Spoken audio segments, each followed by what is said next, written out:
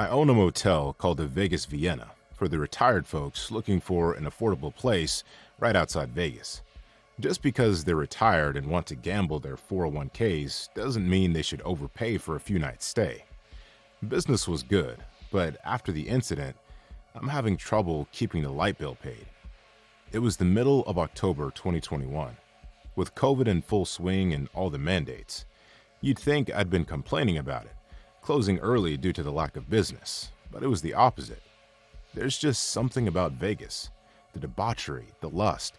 People just don't care. It's like they live second lives. Rules just don't apply. People were still filling rooms, ready to try their luck in the casinos. You know what they say, what happens in Vegas stays in Vegas.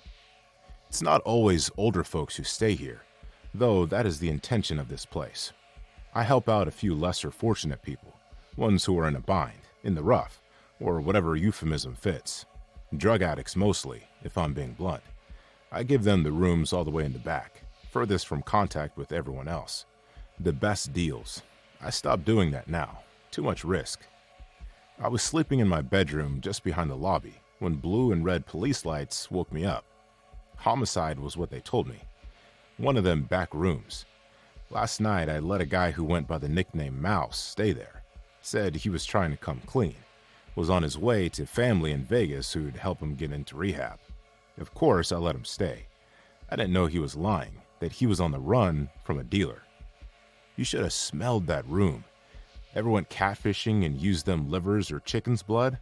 Think of that smell, but let it marinate in the summer sun for a few weeks and add some human excrement.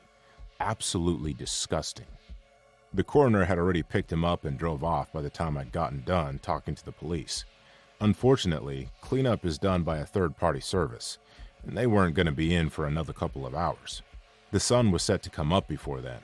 These older folk wake up early. Gambling just won't wait for them, and I didn't want them waking up to that smell, nor seeing what was left of it.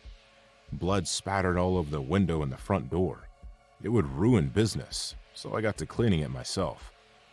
I didn't have a mask or gloves. I was totally unprepared. I tied a t-shirt around my face to avoid any blood from getting in my mouth, as well as to cover up the stench.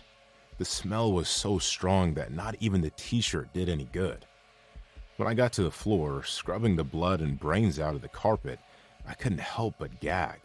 I gagged over and over, picking brains up with toilet tissue. I had to take a break and vomit outside. It was gonna be a long morning. Whoever killed the poor son of a gun sure didn't care about doing it clean.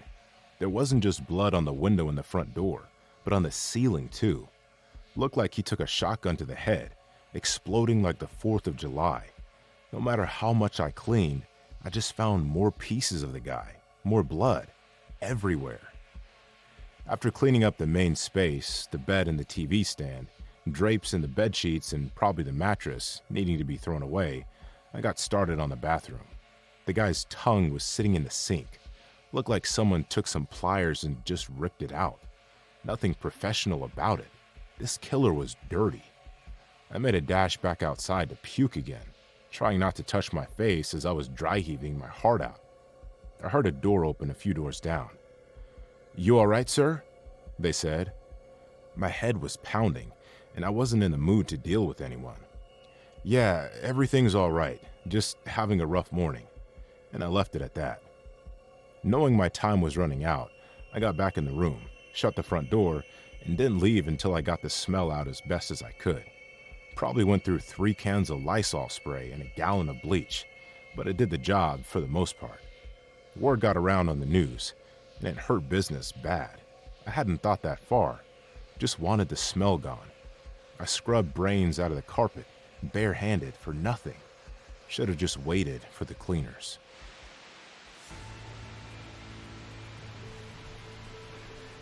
Have you ever been kicked out of a motel? Maybe you had guests staying that weren't supposed to, or maybe you were being too loud, banging on the walls.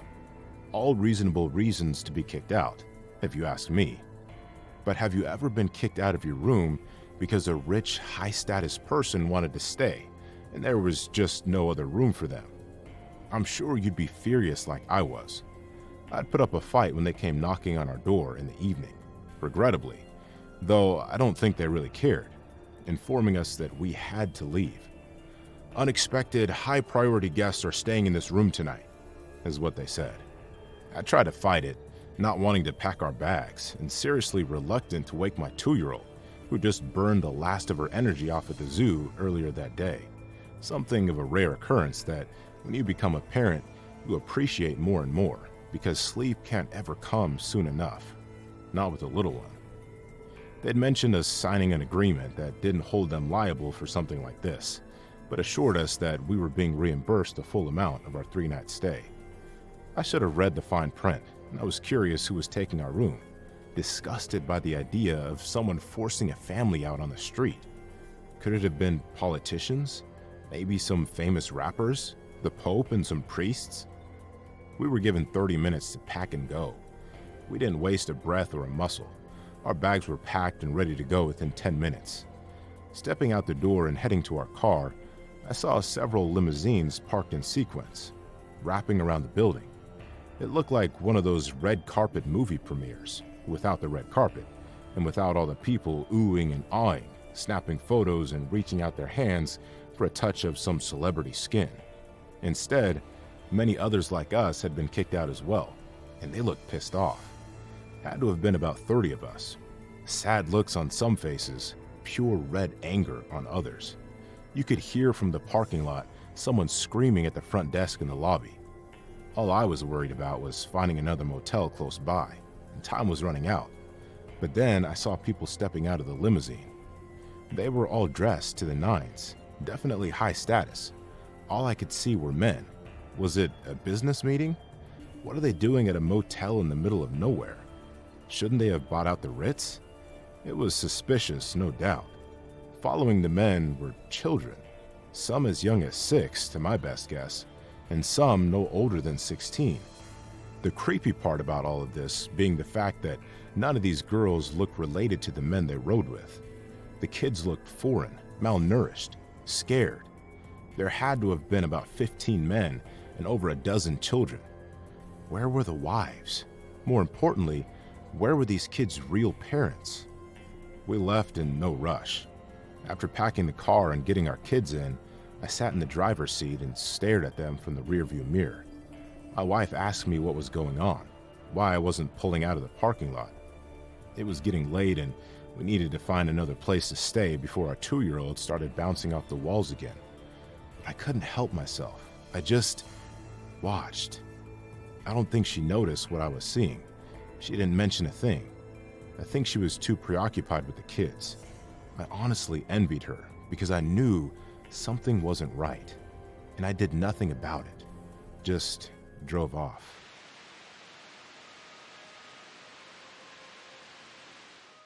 I had just graduated college from Phoenix University. With a degree in psychology under my belt and 0 job opportunities in front of me, I decided to do some soul-searching somewhere on my way to California. I was 22 at the time and driving a 2010 Toyota Camry with really old brake pads and an overdue appointment for an oil change. I've always been optimistic, almost ignorant to a fault, about things I know I should do, but I gave it a chance. I thought I could make it to California, but ended up stranded on the side of the road a few miles short of a motel I planned to stop at, since my check engine light turned on, eventually coming to a stop. I waited a few minutes, but quickly picked up a ride. Perks of being a woman, I guess. But we also get kidnapped and sexually assaulted a lot more. Just another risk I was willing to take. The man was middle-aged, mildly kept.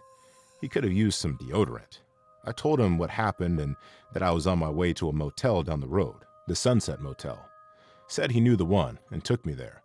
I was in and out quick and checking into my room, just ready for the day to be over with. The old man on the front counter was really weird. He sounded like he had COPD, could barely breathe when he spoke, and when he did, he wheezed through his words. As I walked to my room with the room key in my hand, I could see him watching me from the corner of my eye. As I was unlocking my door, I looked his way, and he quickly moved out of sight. I only stayed for the night, and having arranged plans for a friend to meet me here and help me get a tow to the nearest mechanic shop, Left around 9 in the morning without looking back. In the past is where I left it, and I was ready for the future more than ever. Several years later, I was DM'd on Instagram. I didn't know the person and almost let it rot in the mountain of other DMs from random people, usually guys with cheap pickup lines. I don't know what possessed me to open it. Call it intuition, spiritual intervention, or whatever. God. It was a video of me in my room, lying in a bed on my phone. My hair was a dark blue. Last time I could remember my hair even being that color was back when I graduated. My gosh, it really was me. I couldn't believe it. What a psychopath. Was it the weird old guy from the front desk that watched me all the way to my room? There were more videos attached, and something in my gut told me what I was about to walk into. Before my eyes, clear as day, was me taking a shower. The camera was placed somewhere in the wall. I was in tears. I've heard of this kind of stuff before. Cameras in toilets in shopping malls, Airbnbs. How many people have seen this? I'll never really know. I did some digging on that motel and found that the owner had since passed away. The picture attached matched the weird old guy that gave me my room key. From what I read, he's the only person who operated that business, with the occasional cleaners here and there. There went my chance to sue. Doing a little more digging, I found a website dedicated to other victims with similar situations working to have their videos removed from the internet. I'm still trying to have mine removed, but the internet is a deep well. Nobody knows how deep it really goes.